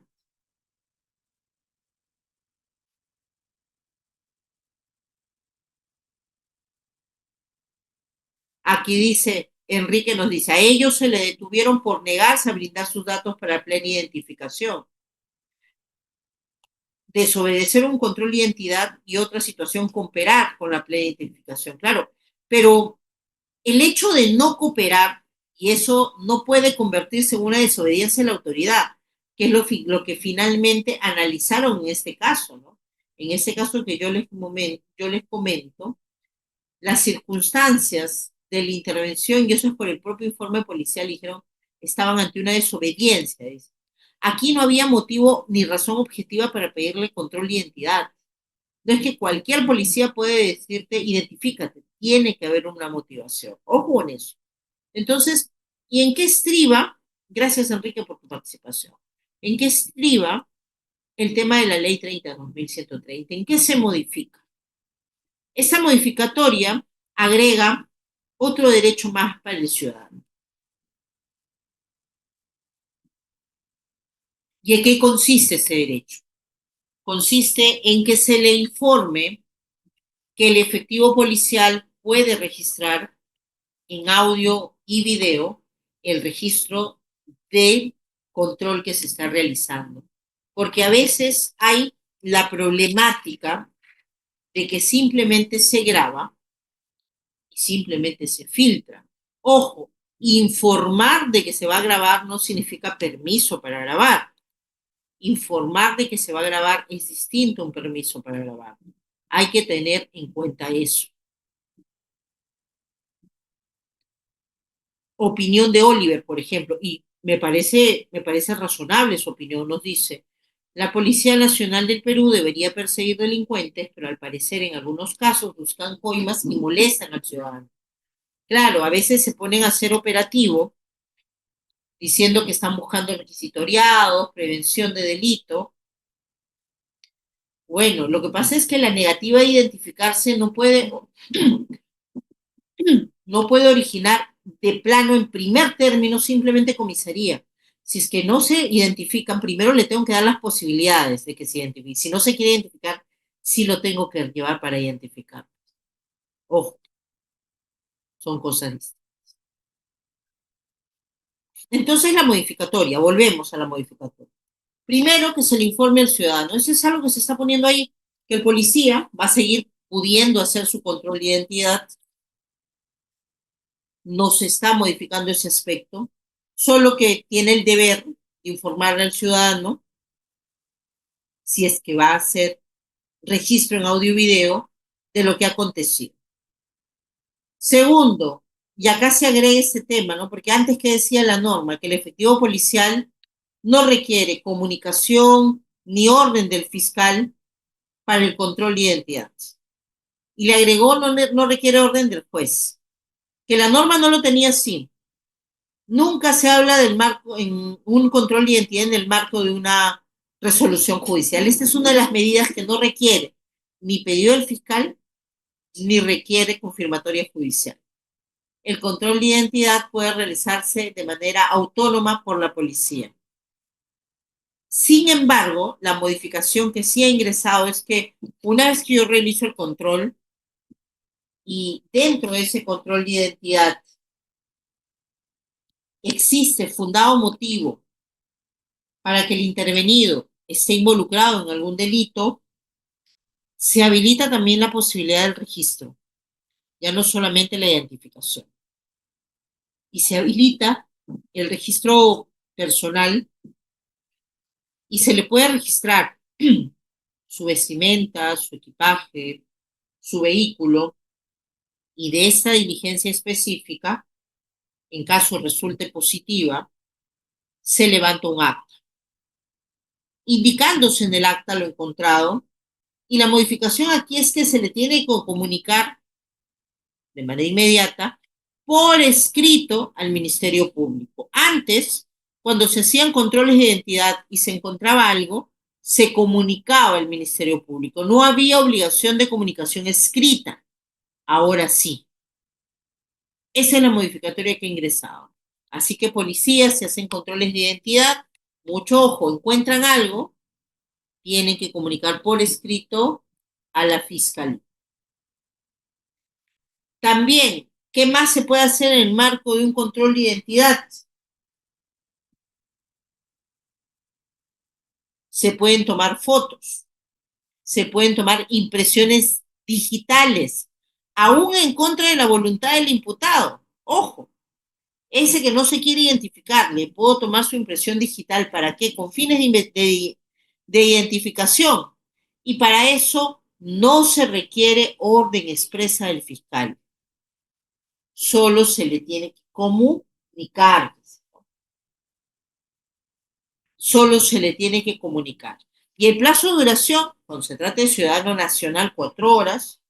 Cuando se trate de un ciudadano extranjero, se le puede tener retenido hasta 12 horas. ¿Por qué? Porque es más difícil. Es más difícil la verificación de su identidad. Y finalmente, se va a poder avanzar con el control de identidad de estos ciudadanos. Las modificaciones, como ven, son modificaciones mínimas que se realizan en el marco del control de identidad. A ver, vamos a ver.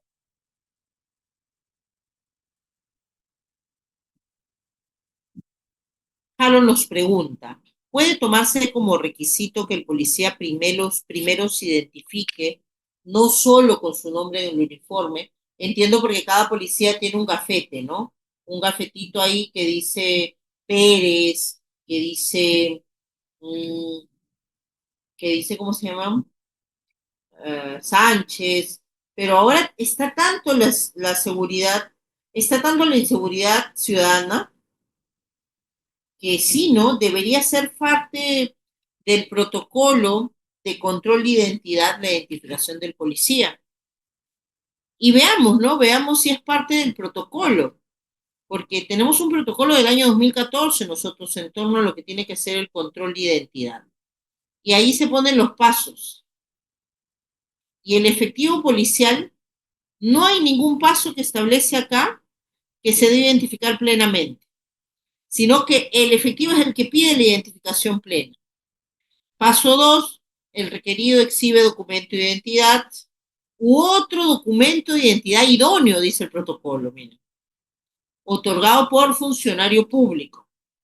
El protocolo, no lo dice la ley, lo dice el protocolo. Extranjero, carnet de extranjería, pasaporte. Tercer paso, el efectivo policial le debe dar tiempo necesario, facilidades, para que encuentre documento para que lo exhiba. Cuarto paso, ahí viene tu pedido.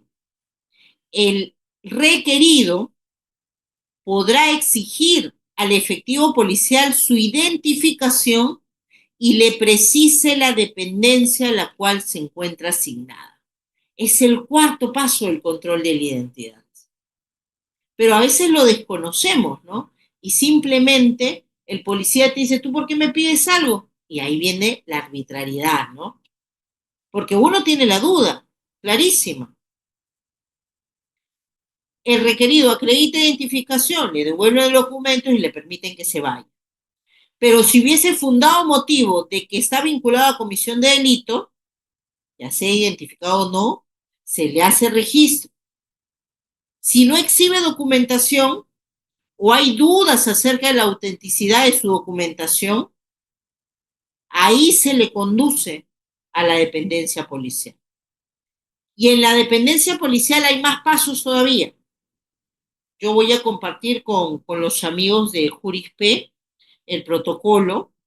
Igual ustedes lo pueden buscar por cualquiera de las, ponen protocolo de control de identidad y van a encontrar todos los pasos, pero yo se los comparto a los amigos Jurisp para que los suba a su aula virtual y se los comparto a todos ustedes.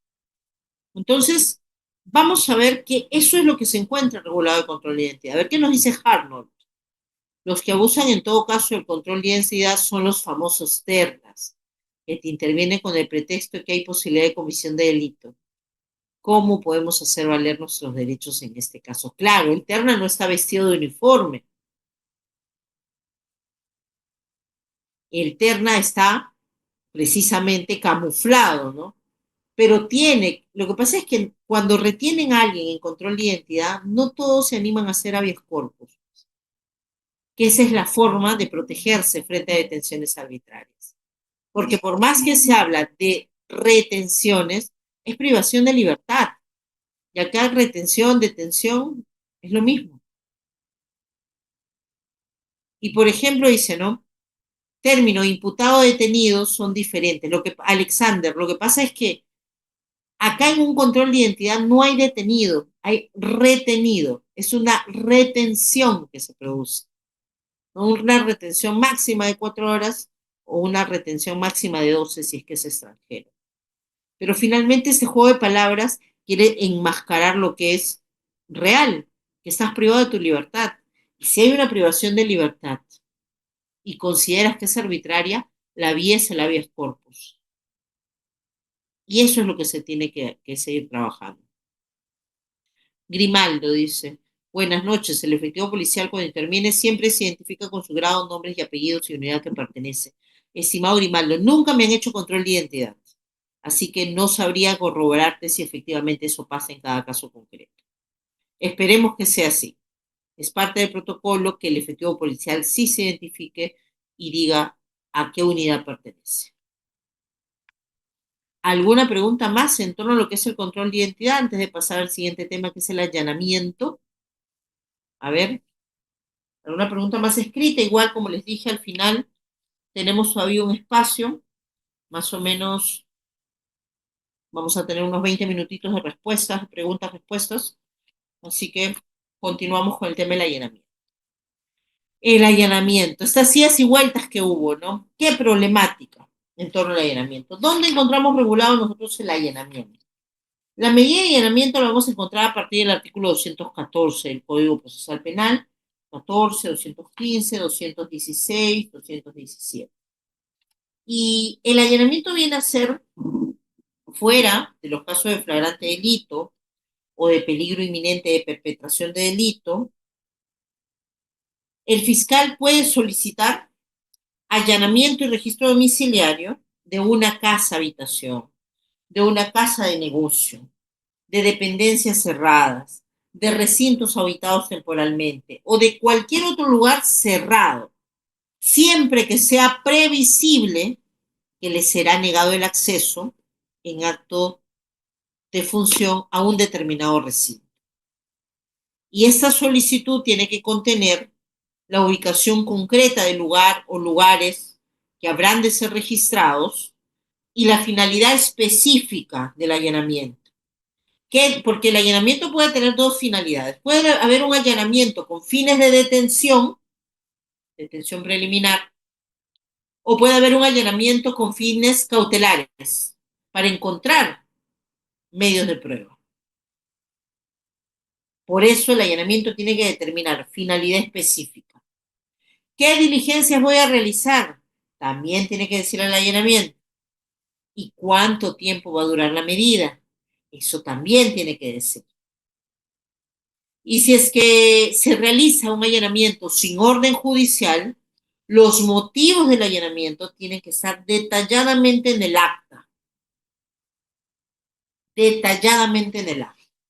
Entonces, ahí vamos a tener que el ingreso a un lugar cerrado, sea casa habitación, sea empresa, lo que fuere, o se hace por flagrante delito o se hace por peligro inminente de realización de delito antes de que se cometa o por orden judicial.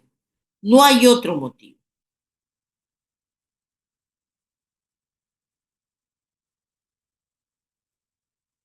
No hay otro motivo. Allanamiento.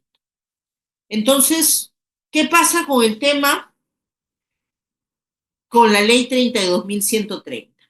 Pido el allanamiento al juez, el juez me lo concede, establece su resolución autoritativa. Ojo, esta medida de allanamiento se realiza sin audiencia previa, se otorga sin correr traslado, sin que la parte se entere. ¿Cuándo se entera? Cuando está dormidito en su casa y de repente escucha que tocan su puerta, ¿qué estará pasando? Está medio soñoliento y ¡pum! Una patada abrieron, una comba y entraron. Se rompió la puerta. Entonces, el allanamiento en la ejecución es lo que ha habido las modificaciones. Y tenemos dos momentos. Un primer momento con la ley 32.130 y un segundo momento con la ley 32.138. Con la ley 32.130, ¿qué se estableció? Se estableció que el allanamiento en torno a lo que viene a ser su desarrollo, que se modificó 10 de octubre, primero 32.130 y luego 19 de octubre con la ley 32.138, que era necesario la participación de un abogado en la diligencia. Con la ley 32.130 no solamente un abogado, sino un abogado de libre elección. ¿Qué hacía el fiscal? Tocaba la puerta, no le abrían, empezaba la fuerza de cerraje y no podía empezar a hacer el registro hasta que llegara el abogado defensor. Tenía que esperar un tiempo razonable, aunque tuviese a su lado al defensor público. Se tenía que privilegiar el ejercicio de la defensa privada. Eso es lo que se estableció con la ley 32.130. Respeto irrestricto de la defensa privada. Sin embargo, esta ley, en ese aspecto, ya venía teniendo críticas, porque hay una ley que rige para el Código de Procedimientos Penales que habla de restricción de derechos, que son similares a lo que tenemos regulado aquí, y que ya se había modificado antes, y había establecido esta norma, diciendo que si el abogado defensor de elección privado no estaba presente, no se podía iniciar el registro. Y esa crítica se extendió pues a esta ley. Porque ¿qué significaba? Llevar al fiscal y hasta que llegue el abogado, ¿cuánto era el plazo prudencial para esperar? ¿Una hora, media hora, 2 horas? Incluso se decía, ¿no? Y ya se fue al extremo de criticarla tanto, de decir que ni siquiera podían entrar mientras no esté el abogado, y eso es mentira. Sí podían entrar e inmovilizar todos, como decir, congelados, ¿no? Para ser prácticos. Y ya no podían mover nada, movilizar nada. Entonces, esas críticas que hubo significaron cambio. Y el cambio fue con la ley 32.138. Acá hay un error, no es 0, es 38. ¿Y qué estableció? Que sí, sigue habiendo derecho de participación del abogado, pero ya del abogado defensor público. Cada vez que se va a hacer un allanamiento, se pide apoyo a la defensa pública y el defensor público es el que tiene que estar presente desde el inicio. Y apenas se llega, se empieza a ejecutar la medida con el defensor público. Y si es que se está ejecutando la medida y en la mitad de esta llega el abogado privado, se subroga y se continúa. Pero la ausencia del abogado privado no va a significar que la ejecución se suspenda. Y esos son los cambios que han operado, ya no con la ley 32.130, sino la 32.138.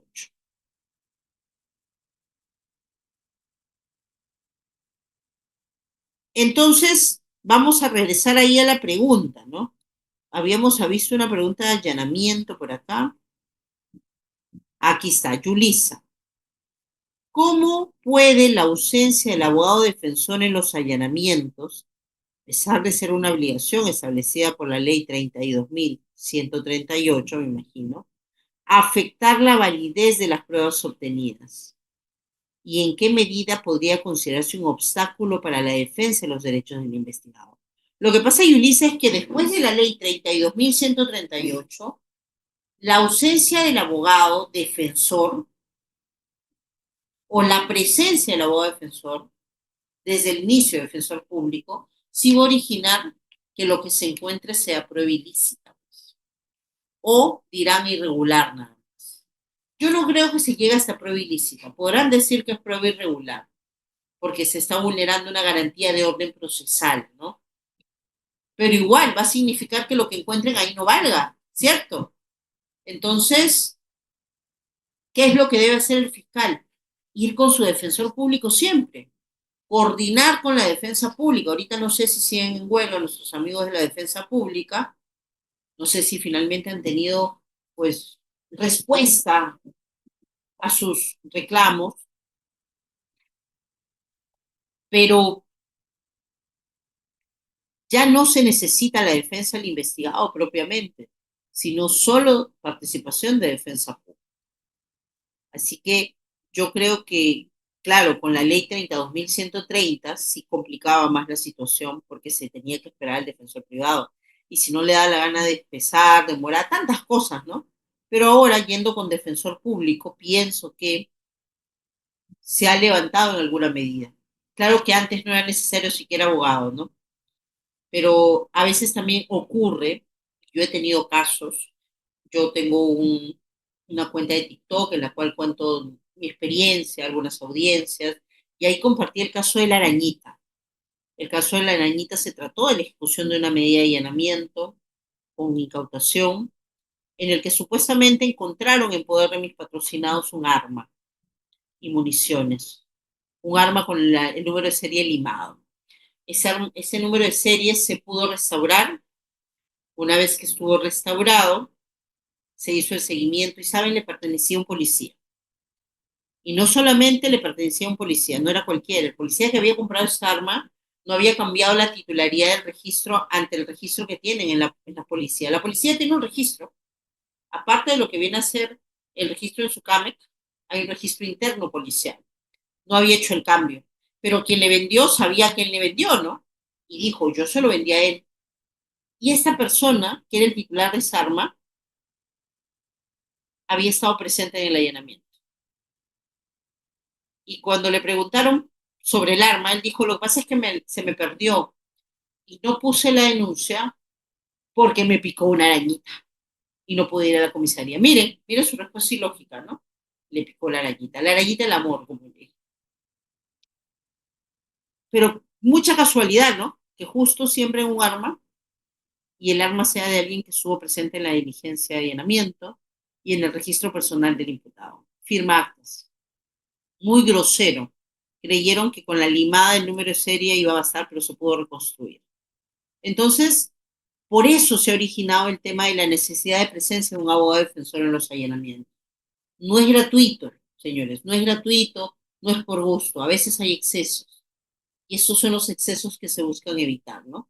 Yo he estado hace poco, el mes pasado, nada más en un allanamiento, con la nueva ley ya, y bueno, ¿qué fue lo dificultoso, ¿no? Que yo llegué, y los fiscales se morían de sueño, ¿sabes?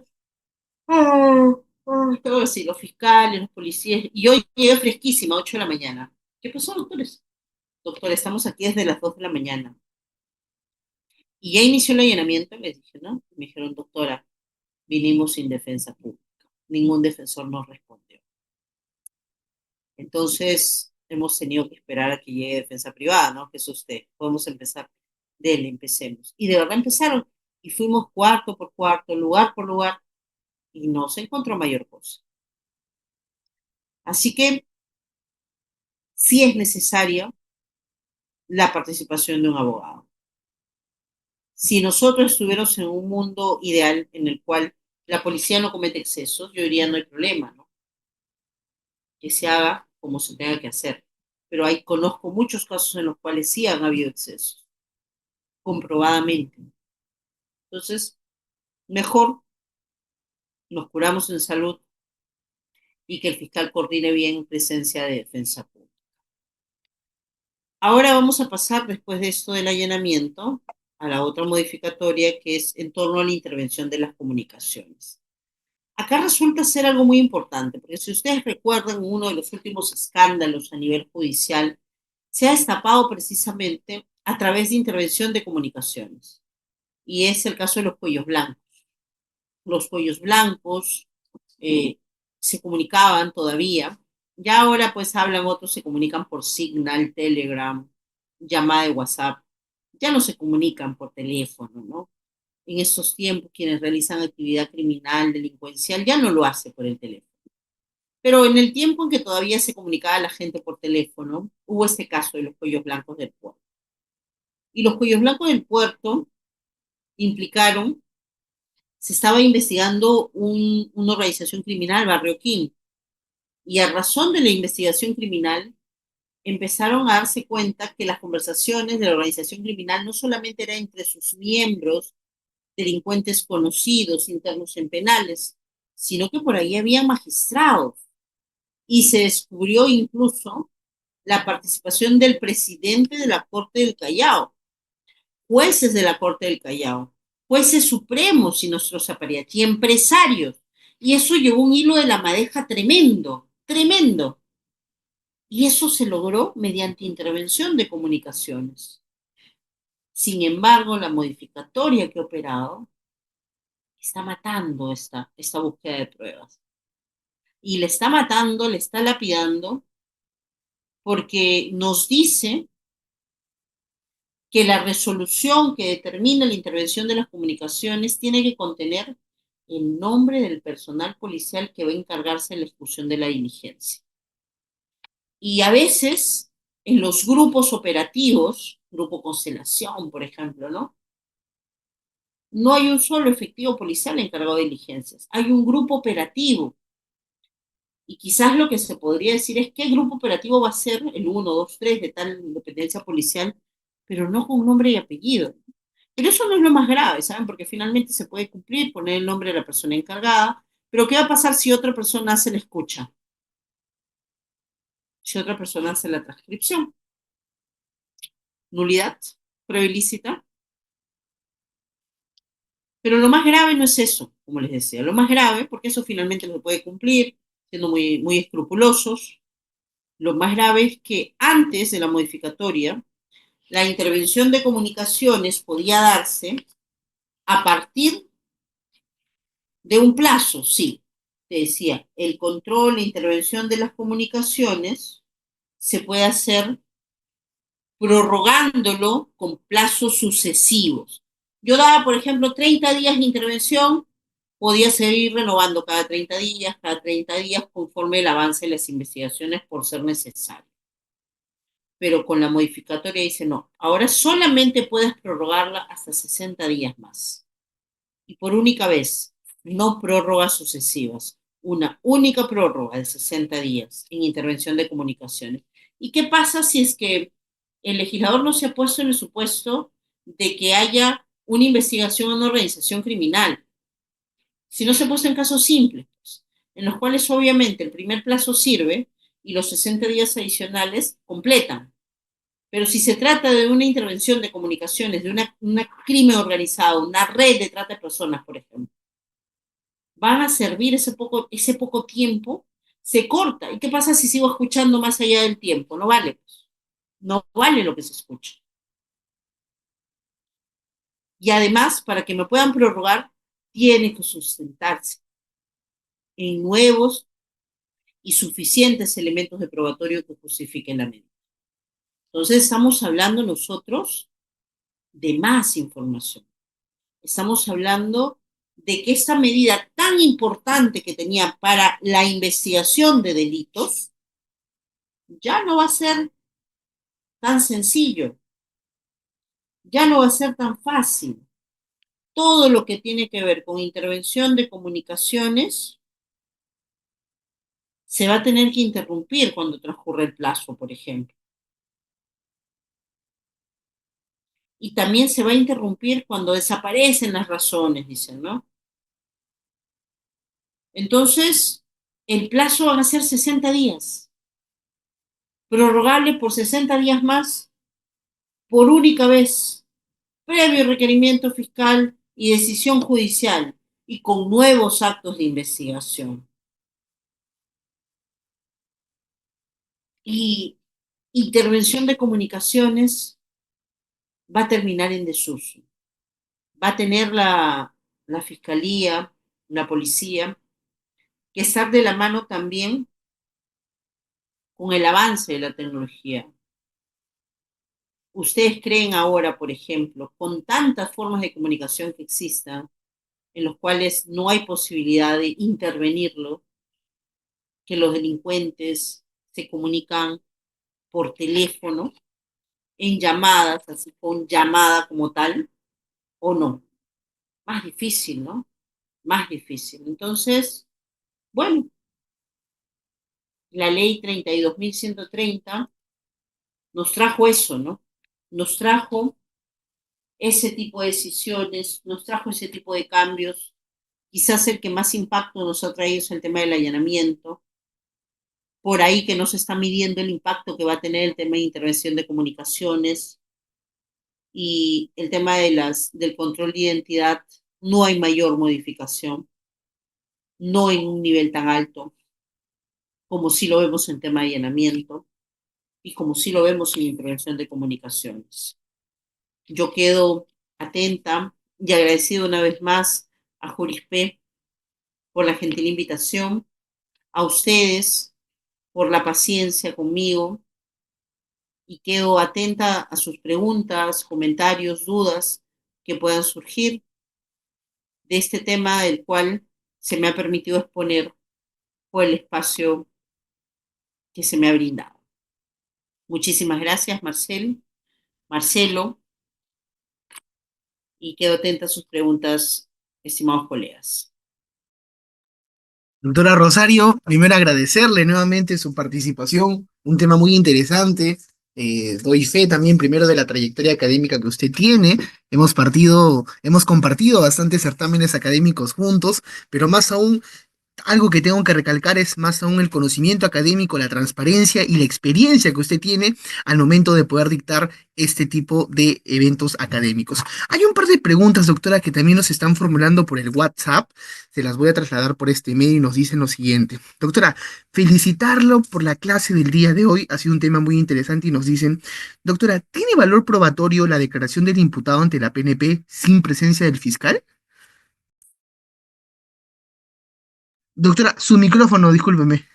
Ahora con la modificatoria que se operó con la ley 32.130, sí va a tener valor probatorio, siempre y cuando haya registro audiovisual y además sea ante el policía y ante su abogado defensor. Esos son los requisitos. Antes, para que la confesión sea como tal, tenía que ser o ante el juez o ante el fiscal. Ahora, con la modificatoria, también puede ser ante el policía para que tenga valor probatorio. Bien, doctora. Acá nos hacen otra pregunta también en el WhatsApp y nos dicen, doctora, felicitarla por la clase del día de hoy. A propósito de la ley 31230, que siempre con varias modificaciones, con varios propósitos, con varios preceptos, sabemos que hay una conducción técnica y una conducción jurídica que se está regulando. Actualmente, lo que se quiere prever, pero lo que se está viendo en sede policial, es que algunos abogados son abogados arreglistas. No dejan que pase la otra etapa, que es la etapa de investigación preparatoria, y es lo que nace la problemática y no permite tener una correcta conducción. ¿Qué apreciación tiene al respecto, por favor? Abogados arreglistas, ¿qué tal término?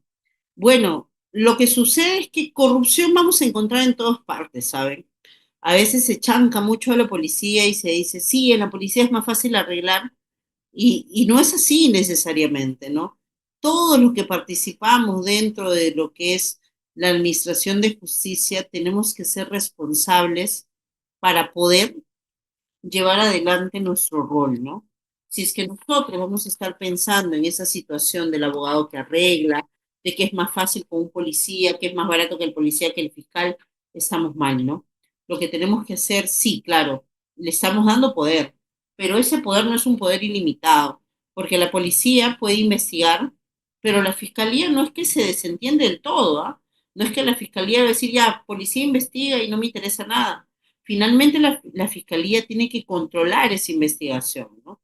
Tiene que tomar la decisión. Por más que exista un informe policial con conclusiones que digan si hay delito o no hay delito, la decisión final la tiene el fiscal. Y la ley es clara, no está vinculada a las conclusiones de la policía.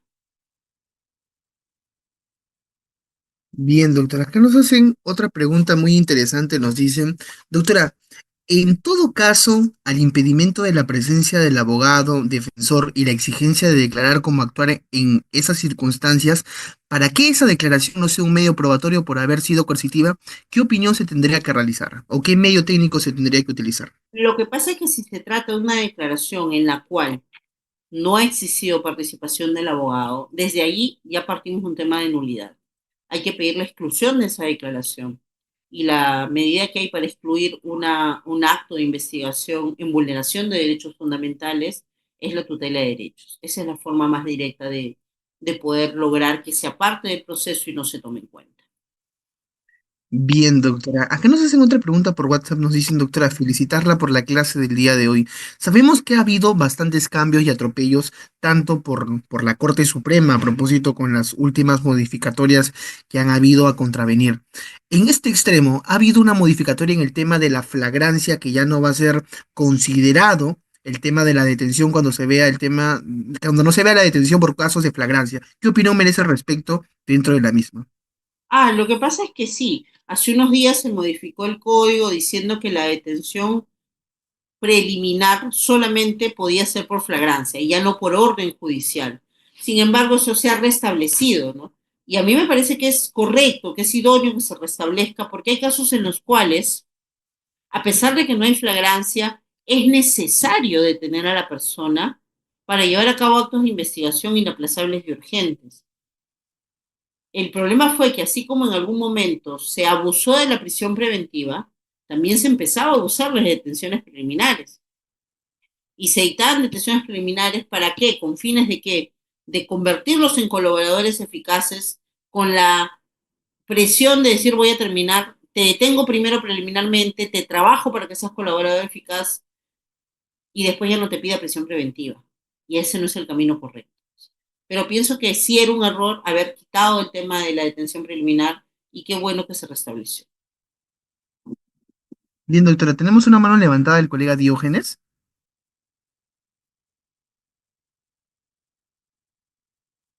A ver, colega, no sé si puedo activar su audio, por favor. Bueno, parece que no. ¿Aló? Ahí está. Sí, Ahí ¿Aló? está. le escuchamos, colega. Aló, profesora, buenas noches. Buenas Ahora noches. que topaste el tema de la tutela de derechos, este mecanismo, bueno, este instrumento procesal, se puede interponer en cualquier etapa del proceso, sea preparatoria, intermedia o juzgamiento. No, la tutela de derechos solamente se puede interponer mientras se encuentra vigente una investigación preparatoria. En etapa intermedia ya no corresponde. Si es que uno quiere, por ejemplo, pedir una exclusión probatoria en etapa intermedia, la vía es mediante la oposición cuando te corren traslado de la acusación. Ya, profesora, disculpe. Otra preguntita. Acabas también de hablar del tema de la detención, preliminar judicial. Este, las personas que han sido detenidos en delitos no flagrantes con la anterior ley, ahora que, ahora que esto solamente opera en delitos flagrantes, estas personas, al amparo de esta nueva ley, pueden solicitar su escarcelamiento si es que aún están detenidos. Lo que pasa es que esta ley se quitó su vigencia. ¿Y qué ha pasado? Si ya no es vigente, tienen que salir libres. Lo que ha pasado, por ejemplo, con la supuesta organización criminal del grupo AELU, ¿no? Que fueron un montón de directivos, fueron detenidos con detención preliminar. Salió la ley y salieron todos libres. Pero esta ley ya se ha restablecido también. Su falta de vigencia fue unos breves días. Así que justo los que en ese momento estaban sufriendo detención preliminar, en base a eso, con la ley que dejó sin efecto, pudieron salir libres. Pero ahora que se ha restablecido, otra vez pueden estar presos, ¿no? O sea, no es que van a regresar, sino que se puede volver a emitir decisiones en ese sentido. Bien, doctora, acá tenemos ahora la participación del doctor Martín Cáceda. Colega, por favor, si puede activar su audio. A ver, ahí está. Doctora, muy buenas noches. Muchas gracias por tan interesante exposición. Buenas Y noches. hacerle más que una pregunta, su opinión respecto a, por ejemplo, entre muchas de las cosas que trae esta ley de la 32.130, usted se ha tomado el tiempo, inclusive ha dado explicación respecto a esta forma de el 205, ¿no? De el control de identidad, el famoso control de identidad, que muchas veces es seguramente mal usado, pero por ejemplo, en esta ley 32.130, en el artículo 3 del, si no me equivoco, del 2, del inciso 3 del 205, dice, si hubiere, ¿no? Si hubiere, refiriéndose al policía, digamos, la convicción, el razonamiento, el criterio del efectivo policial respecto a hacer este allanamiento de alguna forma de tus ropas, de tu equipaje, inclusive de tu carro. El otro día lo consultaba con el mismo tema con el doctor Pérez y decía, ¿no será que va a caer en indefensión? ¿No será que va a caer en indefensión un grupo de policías? Porque si bien es cierto, ante quien no conozca la ley y no pueda o no sepa cómo defenderse, seguramente van a aplicarlo. Pero en su importante exposición, usted ha mencionado a un señor abogado que sí sabía lo que estaba pasando. Y si él, vía su derecho de acción, pone y más con su conocimiento, revierte esta situación por el mal trabajo de la intervención que estaba siendo víctima, podría poner por esta figura a un grupo de policías en indefensión por su mal accionar. Entonces, no es que esté potenciando esta ley a la policía en ese aspecto, sino creo yo que la está poniendo, dándole algunas falsas prerrogativas y que actúen de manera incorrecta en algunos casos. Muy gentil por su atención, espero su comentario. Buenas noches. Claro, Martín. Lo que pasa es que es muy importante que de la mano con esta ley que se ha dado, que se ha buscado inicialmente repotenciar el trabajo de la policía, es la capacitación hacia ellos, ¿no?